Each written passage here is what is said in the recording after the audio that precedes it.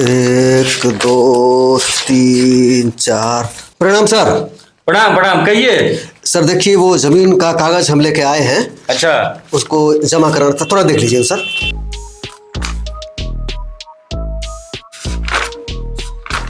Sir सब ठीक है ना इसमें? इस कागज में थोड़ा कमी है। अच्छा अच्छा। इसको आप पूरा करके लेके आइएगा, ठीक है? अभी हम हैं यहाँ पे। ठीक है सर। तब तक लेके आइए, जय। ठीक है सर, ठीक है सर, ठीक है। इतना सारा कागज डॉक्यूमेंट सब दे दिए, फिर भी कह रहे हैं कि कागज में कमी, पता नहीं क्या कमी है। अच्छा चलिए देखते हैं फिर दोबारा क्या होता है। ये देखिए सर, दोबारा कागज ले आए। आ गए? हाँ, देखिए। अच्छा अच्छा अच्छा।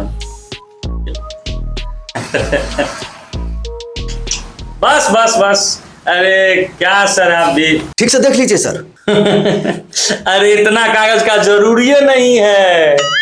आप जो अंतिम में बीच में जो 2 गो घुसाए ना, 2-4 गो और बढ़ा देते। अच्छा अच्छा, यही करना था तो पहले बोलते सर, हम पहले ही कर देते।